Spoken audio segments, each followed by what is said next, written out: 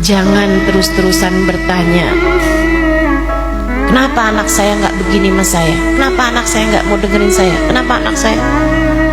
Bertanyalah, apakah kamu sudah menjadi ibu yang baik bagi mereka? Apakah ketika mereka bercerita, kamu sudah meminjamkan dua telingamu untuk mendengarkan cerita mereka? Ataukah selama ini kamu lebih sibuk mendengarkan hawa nafsumu sendiri hingga tak lagi peduli kepada apa yang diinginkan oleh anak-anakmu? Bu, anak-anak itu nggak minta macam-macam kok. Hal terbesar yang mereka perlukan darimu adalah cinta. Hal terbesar yang mereka butuhkan darimu adalah kasih sayang. Percayalah saya.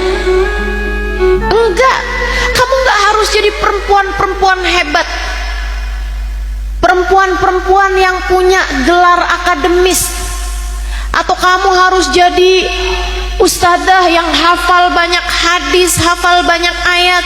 Itu perlu kalau kamu pegang mic kayak saya. Tapi kalau kamu sekedar mau jadi ibu yang baik bagi anak-anakmu, kamu nggak perlu itu semuanya, teman-teman. Yang kamu perlukan hanya satu: sayangi anakmu. Sayangi anakmu dan tunjukkan itu kepada mereka. Sayangi anakmu, tunjukkan itu kepada anak-anakmu biar mereka tahu. Ada banyak orang tua, anak umuran SD, kerjaannya ngomel mulu. Kok baju seragam kamu kotor? Kok kamu ketinggalan bukunya? Kok kamu belum ngerjain PR? Kamu udah marah mulu kerjaannya. Kadang-kadang sampai kamu cubit. Pas anaknya udah tidur, di waktu malam diliatin, anaknya nyesel. Terus dia bilang, maafin mama ya nak. Anakmu lagi tidur. Kamu pikir anakmu udah sakti sampai bisa mendengar ucapanmu di saat dia tidur? Kenapa? Apa masalahmu? Gengsi ustazah mau minta maaf sama anak. Buang gengsimu, teman-teman. Buang. Enggak ada perlunya. Apa yang mau kamu pertahankan dari gengsimu itu? Minta maaf sama anak. Minta maaf.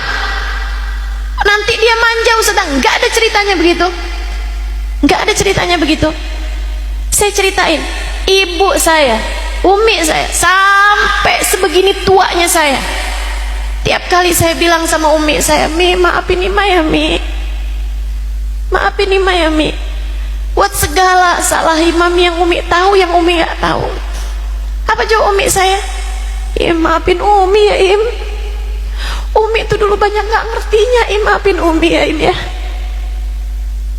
Maafin umi ya nak ya.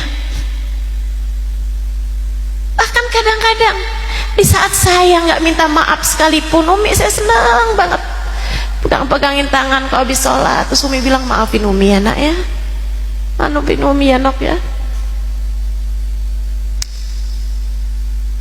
Apa? Terus saya jadi manja gitu? Nggak pernah. Nggak usah takut. Justru anak akan belajar bagaimana meminta maaf ketika berbuat kesalahan. Kamu harus jadi orang tua yang solehah,